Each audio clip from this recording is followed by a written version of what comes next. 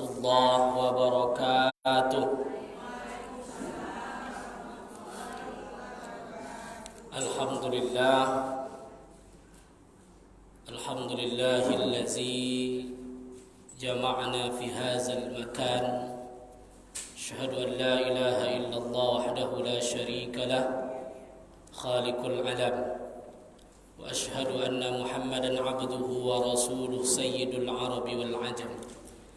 اللهم صل على سيدنا محمد صلى الله عليه وسلم وعلى آله وصحبه على الدوام. أما بعد، رب اشرح لي صدري ويسر لي أمري واحلل عقدة من لساني يفقه قولي.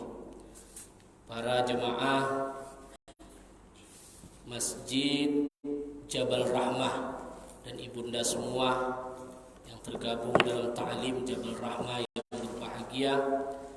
Alhamdulillah, pada sore yang berbahagia ini, di hari yang mulia ini, kita dipertemukan oleh Allah Subhanahu wa ta'ala.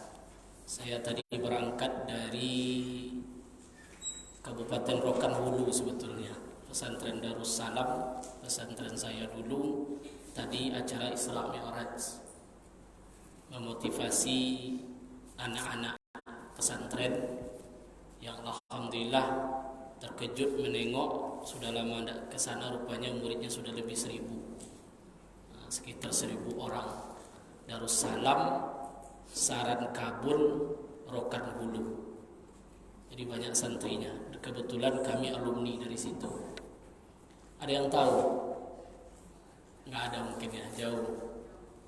Tapi untuk sekelas pondok termasuk murah. Termasuk murah dia. Saya tanya tadi waktu masuknya nggak sampai 10. Paling berapa Buya Ustadz? Saya bilang sekitar cuma 6.500.000 santri masuk. Kan nggak ada yang pondok seperti itu kan. Per bulan berapa? 700.000 sudah masuk makan asrama santri. Luar biasa, makanya hampir 1.000 muridnya. Karena di sana alumninya sudah banyak dan termasuk tertua juga di Riau. Termasuk tertua di pesantren itu. Baik ibunda sekalian, hari ini kita sebetulnya pas pula tanggal apa sekarang nih? Isra Mi'raj ya. Udah selesai Isra Mi'rajnya. Kapan rencana? Minggu depannya, alhamdulillah. Ngaji fikih kita atau kita bahas sedikit Isra Mi'raj? Bahas sedikit. Sedikit saja ya. Disinggung sedikit. Isra itu artinya berjalan. Mi'raj artinya naik. Yang kita ambil poin-poinnya saja. Kenapa Nabi diisrakan oleh Allah? Dimi'rajkan oleh Allah, itu lebih kepada perjalanan spiritual. Nabi naik dari Masjidil Haram ke Masjidil Aqsa, sampai Masjidil Aqsa naik Sidratul Muntaha, sampai derajat puncak yang tertinggi yang Rasul rasakan apa? Menghadap Allah Subhanahu wa ta'ala. Maka secara singkat, kalimat dalam Al-Quran itu berbahasa Asra. Subhanallazi asra bi'abdihi laylam. Maha suci Allah yang telah asra. Maka kalimatnya asra bertambah alif dalam ilmu sharaf litta'addi.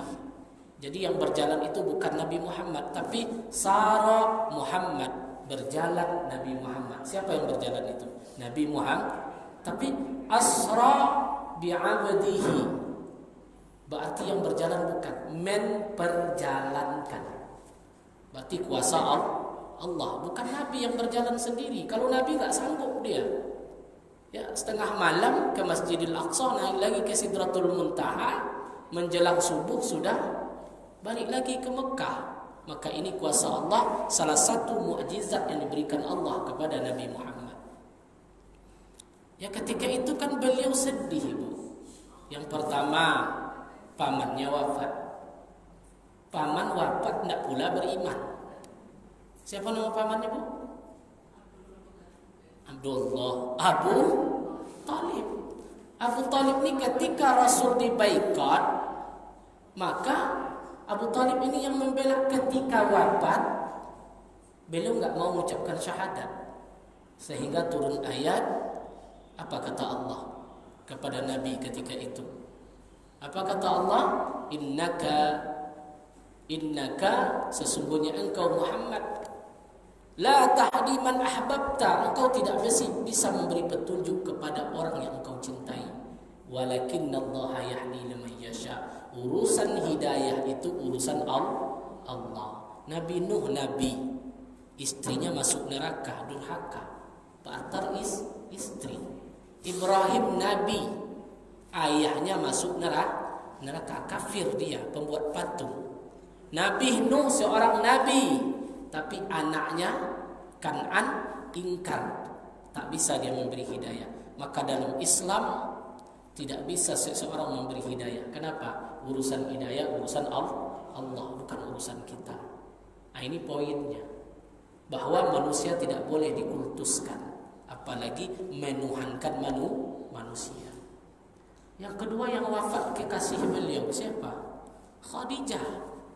Ketika boikot dari Quraisy datang, yang menolong Nabi secara ekonomi itu siapa?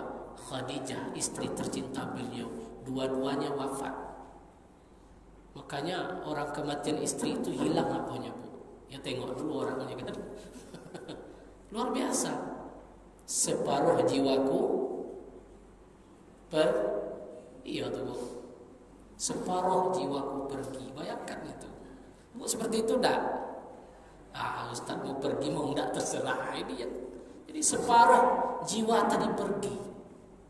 Jadi Nabi ketika dalam disebut Amul Hazan, tahun duka cita. Rupanya kalau orang beriman tuh kalau dia lagi bersedih, larinya kemana? Ke masjid, bukan ke diskotik, bukan nonton 21, bukan. Ibu kenapa ke mall? Jalan-jalan lagi galau. Itu salah itu. Tambah galau nanti ibu nengok butik yang bagus, orang mau lebaran lagi. Jadi kemana larinya? Ngadunya kepada Allah. Maka beliau pergi ke Hijr Ismail, merenung di situ, merenung, mengadu kepada Allah. Tiba-tiba Jibril Mikail datang. Hai Muhammad, bangun engkau. Ini panjang kisahnya. Dibelah dada Nabi, dibersihkan hatinya, dimasukkan hikmah ke dalam. Singkat cerita, datang seekor kendaraan. Namanya apa? Apa arti burak? Barqun, kilat. Burak itu artinya kilat, cahaya. Maka hari ini yang ngambilnya ilmuwan barat, muncullah istilah kecepatan cahaya. Jarak mengukur bumi dengan matahari memakai kecepatan cahaya. Manusia pergi ke bulan memakai kecepatan cahaya. Padahal zaman Rasulullah sudah ada transportnya, namanya burak. Nabi naik burak, berjalan, berhenti 3 kali. Pertama namanya Thayyibah. Jibril bertanya, hai Muhammad, tahukah engkau ini tempat apa? Enggak tahu, kata Nabi. Inilah Thayyibah. Di sini nanti engkau akan hijrah. Di sini cahaya Islam itu akan muncul. Thayyibah berubah menjadi Yasrib. Yasrib berubah menjadi Madinatul Munawwarah. Madinah artinya kota. Jadi Maidan itu artinya apa? Kota. Munawwarah cahaya. Ketika Nabi hijrah ke Madinah, Madinah maju, pusat Islam muncul, barulah Nabi menaklukkan kota Mekah. Bukan Mekah yang ditaklukkan dulu, tapi Nabi lari hijrah ke Madinah, sampai di Madinah dibangun peradaban Islam. Balik lagi ke Mekah, maka kita kenal dalam sejarah Futuh Mekah. Iza jaa nasrullahi wal fath. Ini ayatnya. Nabi sudah bagus di Madinah, dipergi ke Mekah, maka Allah mengatakan apabila datang pertolongan Allah wal fatah dan kemenangan untuk menaklukkan kota Mekah. Apa yang terjadi ketika itu? Wa ra'aitanna sayadkhuluna yadkhuluna fi dinillahi afwaja. Hari itu berbondong-bondong orang masuk Islam, beriman kepada Nabi, termasuk pamannya, pemimpin Mekah ketika itu namanya Abu Sufyan. Nah, ini kita singkat saja. Kalau dibacakan sejarah panjang lagi. Jalan lagi sampai pergantian kedua. Mereka berhenti. Bertanya lagi Jibril, "Hai Muhammad, tahukah engkau ini tempat apa?" Kata Nabi, "Saya enggak tahu wahai Jibril. Inilah tempat yang disebut dengan Tursina di daerah Madian." Apa yang terjadi di Tursina? Nabi Musa menerima wahyu dari Allah, tak pakai perantara lagi. Wa kallamallahu Musa taklima. Baca Al-Quran. Allah berkata-kata dengan Musa taklima, betul-betul bercakap tanpa Jibril. Sebab Nabi Rasul biasanya wahyu siapa yang bertugas mengirimkan? Jibril. Tapi di Tursina Musa tanpa Jibril bercakap langsung dengan Allah. Musa membawa kitab, apa nama kitab? Musa alaihi salam. Berhenti di Tursina. Sudah berapa kali perhentian itu? 2. Berhenti lagi yang ketiga, lanjut perjalanan dengan Burak. Nabi berhenti lagi. Pernah dengar? Bethlehem, tempat lahir Nabi Isa tanpa seorang bapa, karena pada rahim Maryam lahir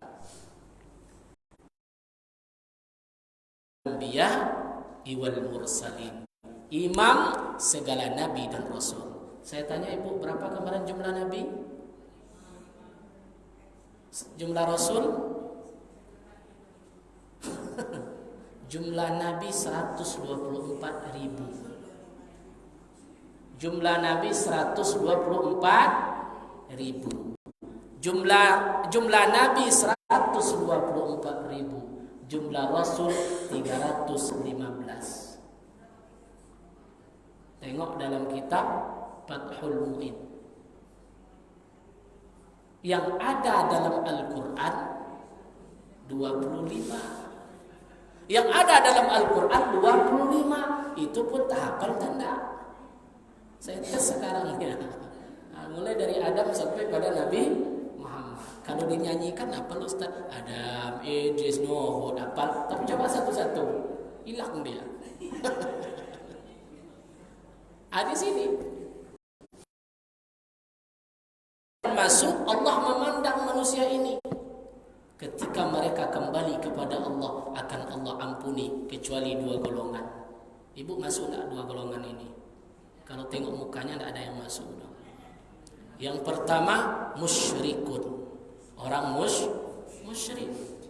Ibu tidak ada yang musyrik kan? Percaya kepada Allah. Tapi syirik itu terbagi 2. Syirik besar, syirik kecil. Syirik besar menyekutukan Allah. Syirik kecil, apa syirik kecil bu? Beramal karena orang lain. Allahu Akbar. Biasanya ibu itu cepat sholatnya, tapi karena mertuanya datang sampai lebih 15 menit sholatnya. Berarti syirik kecil. Kena juga kita. Biasanya ibu itu berimpak dia. Ini berimpak, tapi nggak ada yang bilang-bilang, kesal dia. Padahal dari dulu saya udah nyumbang kok nggak ada yang nyebut. Berarti syirik kecil, nggak Allah ampuni. Yang kedua apa? Ketika Sya'ban itu masuk, Allah pandang orang yang dekat Allah ampunkan kecuali 2. Meskipun ibu istighfar, berdoa kepada Allah. Masyahid. Apa masyahid itu Ustaz? Orang yang masih ada hubungan tidak baik dengan orang lain. Orang yang masih hubungan tidak baik dengan orang lain. Puasanya banyak, zikirnya banyak, baca Qur'annya banyak, sedekahnya banyak, tapi masih ada hubungan yang tidak baik dengan orang lain, semuanya sia-sia, tidak diterima oleh Allah. Kenapa? Hubungan hablum minan nasnya tidak baik. Inilah bahayanya kalau hubungan manusia ini. Meskipun ustaz dia, meskipun buya, kalau sempat ustaz dengan ustaz nak tegur siapa, seluruh amalan ustaz yang buat itu nak sampai kepada Allah. Meskipun amalnya banyak. Makanya tugas kita apa? Isra'kanlah diri kita untuk selalu menjalin hubungan baik. Maka orang-orang tua dulu, orang-orang kampung kita sebelum Ramadan itu apa yang dia lakukan? Banyak yang mendoa. Habis zuhur nanti Pak mendoa di sini. Habis asar ada 3 rumah mendoa. Habis maghrib masih mendoa. Iya enggak di kampung-kampung? Apa tujuannya itu? Di samping berbagi, bermaaf-maaf, karena bukan banyak amal Ramadan itu yang dinilai, sampainya amalan kita kepada Allah.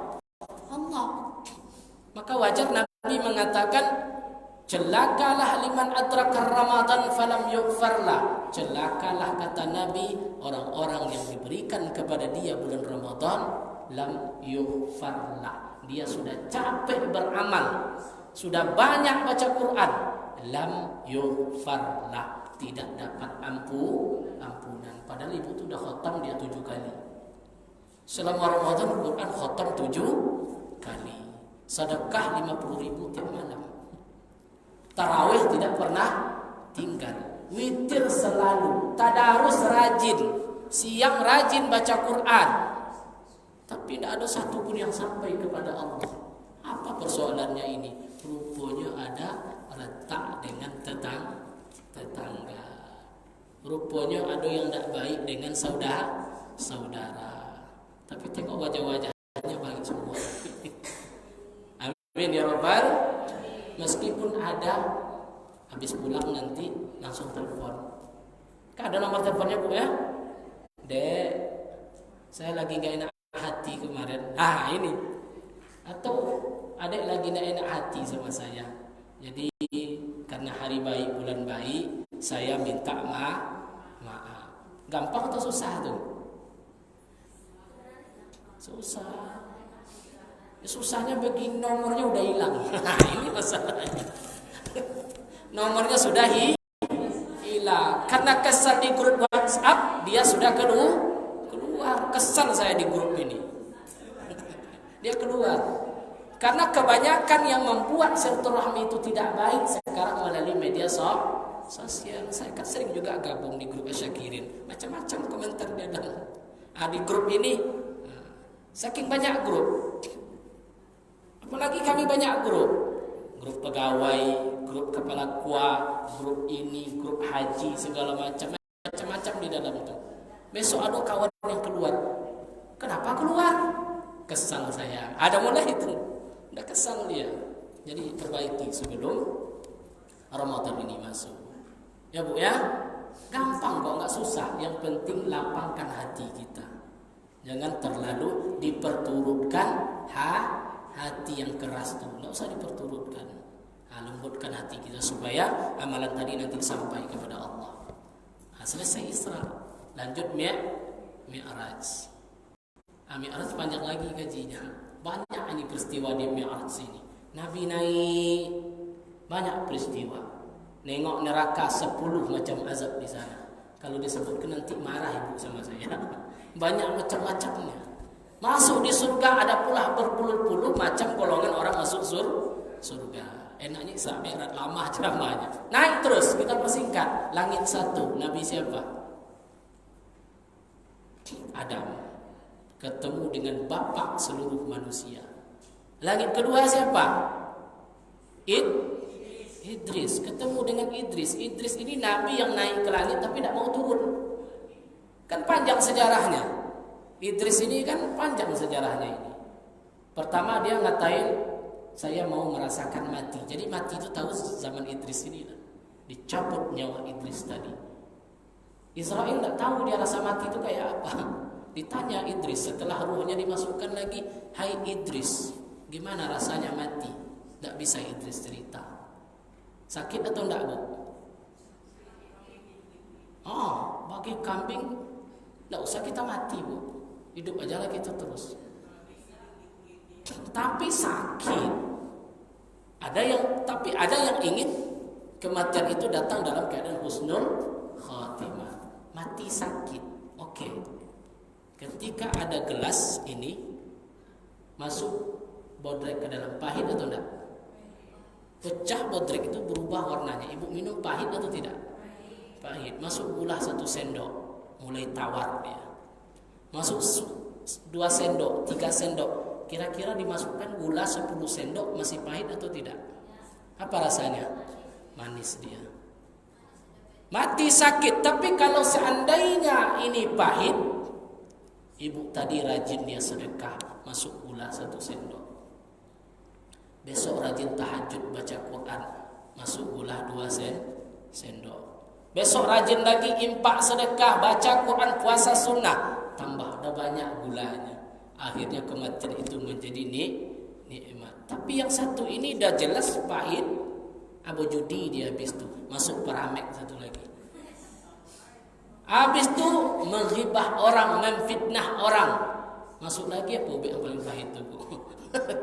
Masuk lagi, makin pahit dia. Akhirnya muntah kita untuk meminumnya. Maka disitulah sejarah Idris tadi. Setelah mati apa kata Idris? Bawa saya ke neraka. Masuk dia ke dalam neraka. Dipakaikan terompa neraka itu, mendidih otaknya. Dikeluarkan lagi. Yang paling ringan itu. Dikeluarkan lagi. Setelah masuk neraka dia mau masuk surga. Dibawa lagi ke surga Idris tadi. Sampai di surga dia tidak mau keluar. Netap di sana. Kenapa? Idris artinya pintar. Kok begitu? Idris tidak mau lagi keluar. Prosesnya sudah saya jalani. Mati. Kalau masuk surga syaratnya apa? Mati dulu. Kalau ada dosa, masuk neraka. Selesai azab, masuk surga. Apalagi kata Idris. Maka Idris diangkat oleh Allah dan tak kembali lagi ke dunia. Ketemu Rasulullah di langit yang kedua. Langit ketiga siapa? No, sebagian pendapat ada yang mengatakan Isa, Yahya, macam-macam pendapat ulama. Tapi Nabi bertemu. Langit keempat siapa lagi? Nabi Hud. Ketemu lagi Nabi. Langit kelima siapa lagi? Nabi Saleh. Ada yang mengatakan Nabi Yusuf. Langit keenam 5 Harun sebagian ulama. Langit keenam Nabi Musa alaihissalam. Maka Rasul bertemu dengan Nabi Musa. Langit ketujuh Ibrahim alaihissalam. Wahai cucuku, kata Ibrahim. Nabi terheran. Maka Nabi menceritakan orang yang paling mirip dengan Nabi Ibrahim adalah dia sendiri. Kenapa? Nabi Muhammad keturunan Nabi Ibrahim alaihissalam. Kan Nabi Ibrahim anaknya 2, sudah saya ceritakan.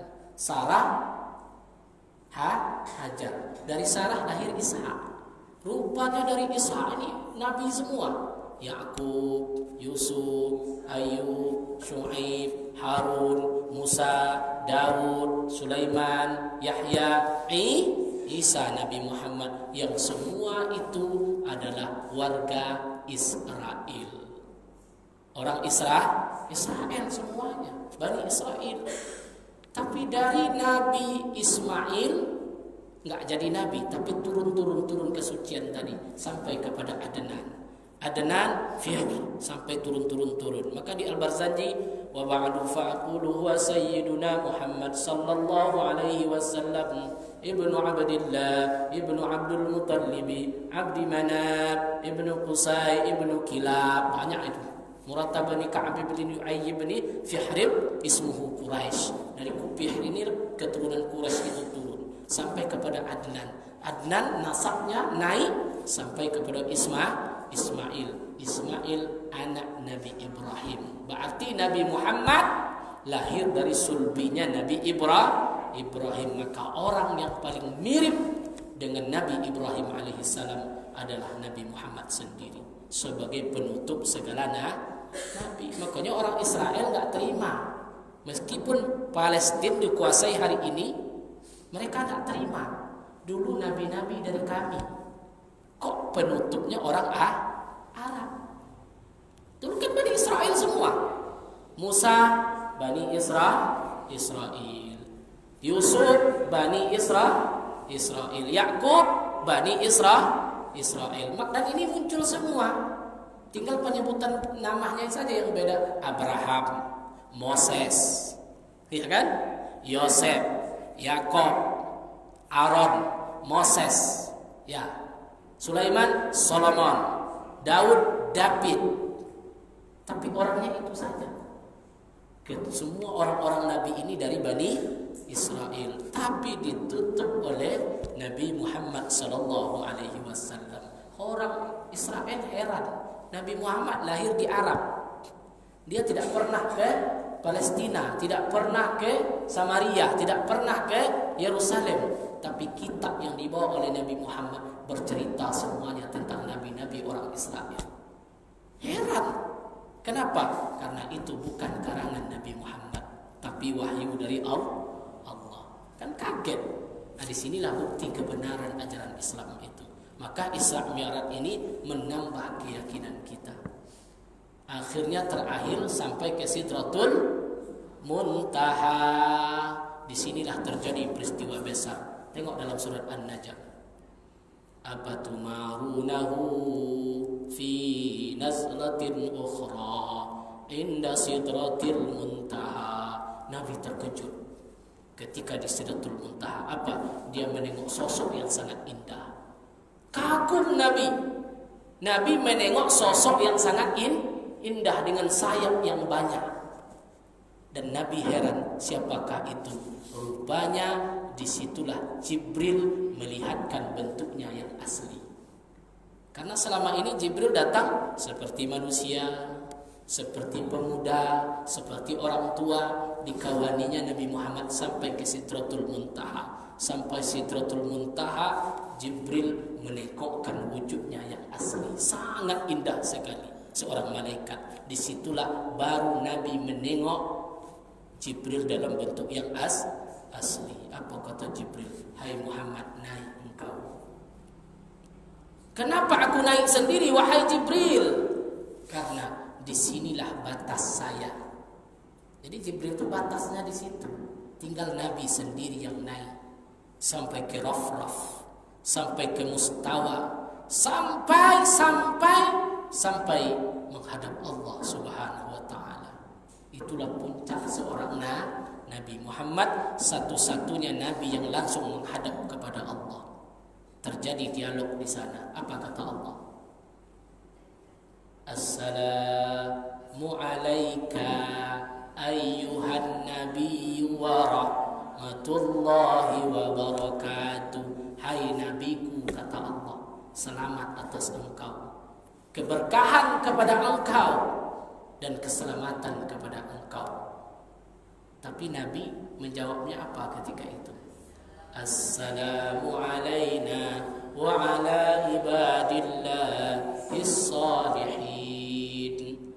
Ya Allah, selamat bukan saya saja, tapi yang selamat itu hamba-hambamu yang soleh. Di puncak Nabi bertemu menghadap Allah. Yang ingat sama dia siapa? Kita. Ya Allah, bukan saya saja yang selamat, tapi umat-umatku yang soleh juga selamat, ya Allah. Luar biasa tawadhu'nya Nabi. Ketuanya siapa di sini? Nah, ibu dipanggil Jokowi ke istana. Pergilah ibu di istana lagi. Selamat ya bu, ibu mendapatkan ini. Kira-kira ibu bilang apa? Makasih Pak Jokowi. Tapi Nabi tidak. Ini bukan untuk saya Pak, tapi untuk anggota saya.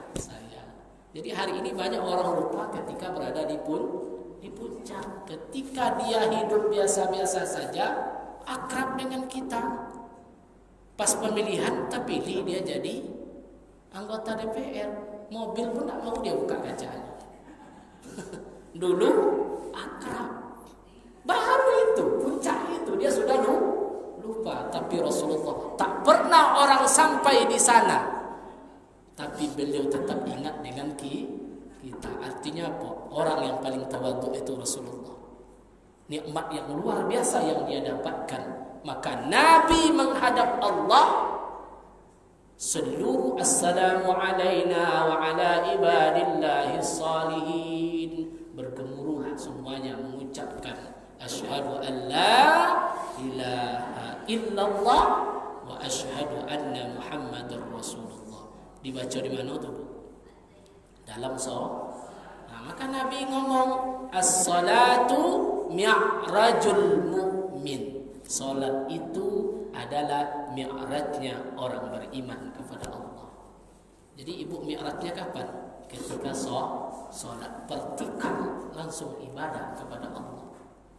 Berkomunikasi kita dengan Allah. Maka wajar dikatakan salat itu tanha 'anil fahsya wal munkar. Salat itu bisa mencegah perbuatan keji dan mungkar. Tapi kok rajin juga ibu tuh, rajin sholat, rajin juga tidak mau bayar hutang.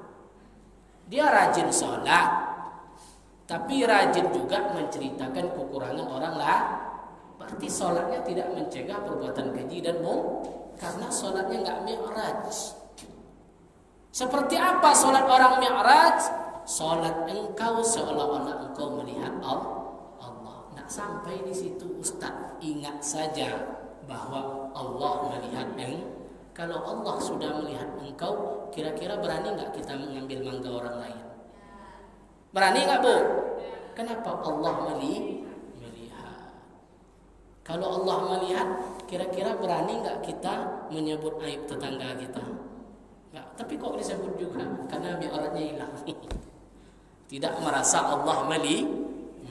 Maka orang-orang yang betul-betul sholatnya itu mi'rajul mu'min, setiap kehidupannya merasa dilihat oleh Allah. Ketika dia ingin membicarakan orang lain, astagfirullah, Allah menengok. Ketika dia ngambil duit suaminya nggak minta izin, astagfirullah.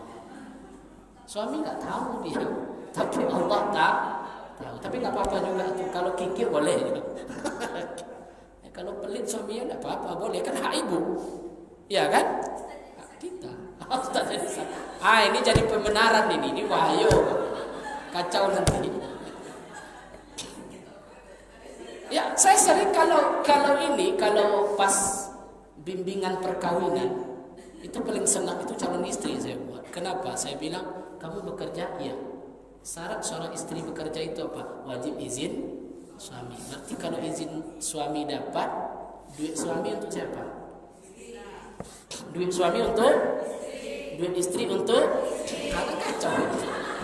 Habislah kami ini. Tidak ada satupun lagi. Ya memang haknya di situ.